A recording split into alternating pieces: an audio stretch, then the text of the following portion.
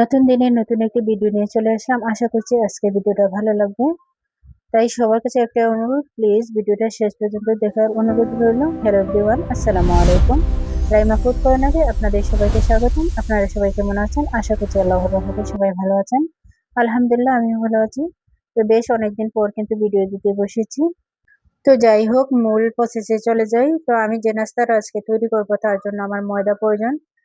তো ময়দার পরিবর্তে কিন্তু আপনারা চাইলে আটাও ব্যবহার করতে পারেন। তো এখানে আমি ময়দা হাফ কেজি নিয়েছি, তার সাথে সামান্য পরিমাণ লবণ নিয়েছি, আর 1 চামচ দেখতে পেলেন আমি চিনি নিয়েছি। আর আমার লাগবে হচ্ছে কি সয়াবিন তেল। আপনারা সয়াবিন তেলের পরিবর্তে ঘিও ব্যবহার করতে পারেন।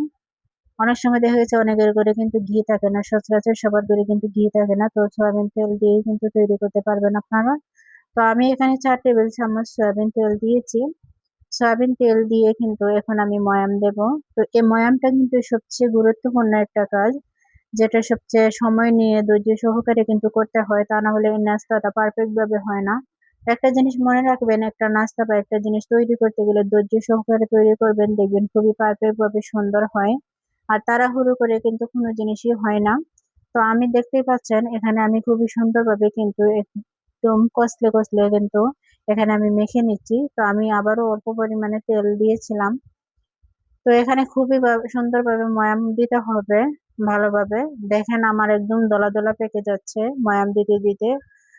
তো বুঝতেই পারবেন আপনারা, মাখতে মাখতে এক পর্যায়ে যখন দলা দলা হয়ে যাবে তাহলে বোঝা যাবে যে না, ময়ামটা হয়ে গেছে। তো দেখেন আমার পারফেক্ট ভাবে হয়ে গেছে, কিন্তু আমি হাত দিয়ে মুঠ করে দেখিয়ে দিচ্ছি। আর এখানে আমি 1 গ্লাস পানি নিয়েছি। তো আমার 1 গ্লাস কিন্তু পুরোটা লাগবে না, আমি ধীরে ধীরে দেবো অল্প অল্প করে। তো এই পানিটার ক্ষেত্রেও কিন্তু আপনারা খুবই সাবধান অবলম্বন করে দেবেন। একসাথে কিন্তু পুরো পানিটা দিয়ে দেবেন না, এতে কিন্তু ডোটা নরম হয়ে যেতে পারে। আর আমাদের ডোটা লাগবে একটু শক্ত টাইপের। এই নাস্তাটা তৈরি করার জন্য আমাদের শক্ত ডোটা প্রয়োজন। তো আমি কিন্তু আমার হাফ গ্লাসের চেয়েও কম পানি লেগেছে এখানে আধা কেজি ময়দাতে। তো দেখেন আমি ডোটা ভালোভাবে মেখে নিচ্ছি। ডোটা সুন্দরভাবে পারফেক্ট ভাবে মেখে নিলে কিন্তু নাস্তাটা খুবই সুন্দর হয়। তো দেখতেই পাচ্ছেন আমি কিন্তু খুবই ভালোভাবে মেখে নিচ্ছি। এখন আমি রেস্টে রেখে দেব কিছুক্ষণের জন্য। আপনাদের হাতে সময় থাকলে কিন্তু আধা ঘন্টা রেখে দেবেন, আর যদি সময় কম থাকে তাহলে মিনিমাম 15 মিনিট রাখবেন। প্রত্যেকটা জিনিসের একটা সময়ের প্রয়োজন হয়, যে কোনো জিনিস তৈরি করতে গেলে। তো এই নাস্তাটা তৈরি করার জন্য কিন্তু আমাদের আধা ঘন্টা প্রয়োজন। তো আমি সামান্য তেল দিয়ে কিন্তু এখানে আধা ঘন্টার জন্য আমি রেখে দিয়েছি ডেকে। আপনারা চাইলে পলিথিন দিয়েও মুড়িয়ে রাখতে পারেন। তো এখানে আমি একটা চিনি শিরা করব, যেটার জন্য আমি 1 কাপ চিনি নিয়েছি, তার সাথে আমি 1 কাপ পানি দিয়েছি। সমপরিমাণ পানি বা সমপরিমাণ চিনি দিতে হবে। তার সাথে আমি এলাচ গুঁড়া দিয়েছি একটু ফ্লেভারের জন্য। তো আমি জাল করে দিয়ে রেখে দিচ্ছি ঠান্ডা হওয়ার জন্য। তো এদিকে দেখেন আমার ডোটাকে আমি আরো কিছুক্ষণ কষলে নিচ্ছি।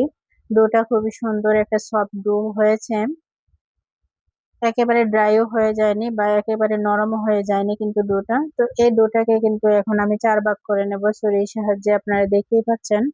তো আমি 4টা ভাগ করে নিচ্ছি।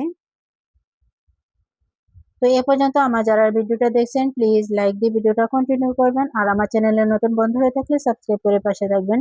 অলরেডি যারা সাবস্ক্রাইব করে দিয়েছেন তাদেরকে অসংখ্য ধন্যবাদ। তো দেখেন আমি 4টা ডোকে 4টা বা গোলা গোল করে রেখে দিয়েছি। রেখে দিয়ে এখন আমি একটাকে রুটি বেলে নেব।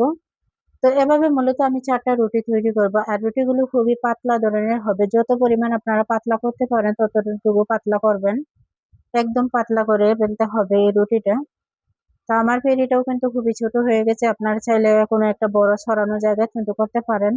তো আমি পিঁড়ির মধ্যে যেহেতু করছি, তাই যতটা পরিমাণ পেঁড়ি ছিল ততটুকুই করতে পেরেছি। তো দেখেন আমি অফ ক্যামেরায় 4টা রুটি বেলে নিয়েছি। আর এক এক করে আমি প্রথম রুটিটা দেওয়ার পর সয়াবিন তেল দিয়ে মাখিয়ে দ্বিতীয় রুটিটা আমি দিলাম।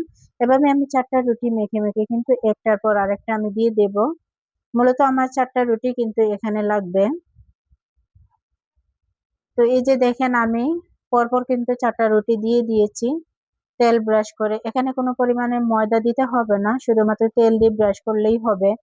তো এখন দেখেন আমি ছুরির সাহায্যে কিভাবে কেটে নিচ্ছি, লম্বা লম্বি ভাবে কিন্তু এভাবে কেটে নিতে হবে।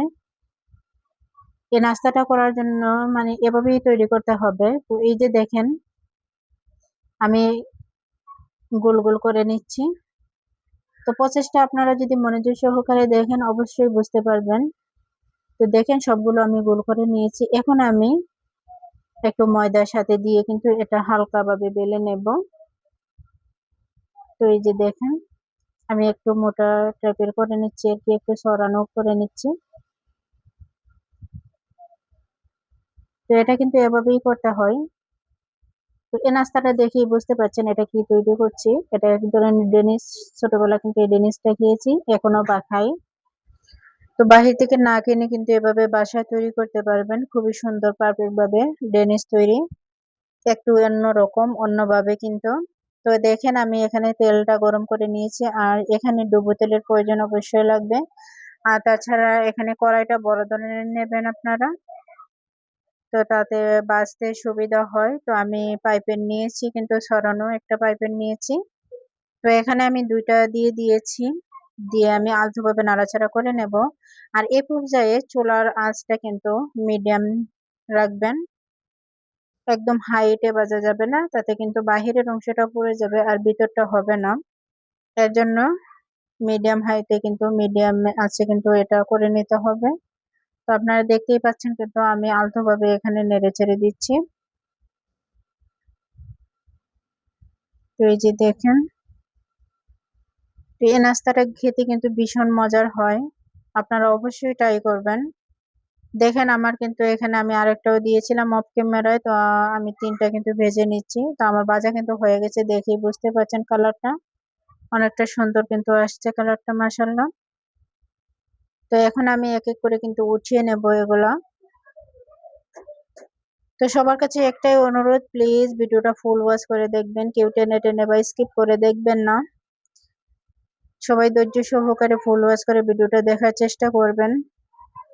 আমিও আপনাদের ভিডিওগুলো দেখার চেষ্টা করবো ইনশাআল্লাহ। আমরা যদি কোনো কিছু হিংসা মনের মাঝে না রাখি, একে অন্যকে সাহায্য করি, তাহলে একদিন এগিয়ে যাব ইনশাআল্লাহ। তো এই যে দেখেন আমি আবার কিন্তু বাকি যে পিঠাগুলো ছিল সেগুলো আমি দিয়ে দিচ্ছি। তো এটাকেও আমি আলতোভাবে নেড়ে ছেড়ে নিচ্ছি। আর দেখতেই পাচ্ছেন কিন্তু কতটা সুন্দরভাবে পাট পাট হয়ে যাচ্ছে, একদম দোকানের থেকে কিন্তু আরো খুবই ভালো লাগে খেতে, কিন্তু খুবই মুচমুচে হয়ে এই নাস্তাটা। তো এই যে দেখেন আমার সবগুলো নাস্তা ভাজা হয়ে গেছে, আর দেখেই বুঝতে পারছেন কতটা পারফেক্ট, কতটা সুন্দর হয়েছে, কিন্তু খুবই মুচমুচে হয়ে গেছে। আর ওই যে শিরাটা আমি তৈরি করে রেখে দিয়েছিলাম, তো সেই শিরাটা উপর থেকে দিয়ে দেবো এখন।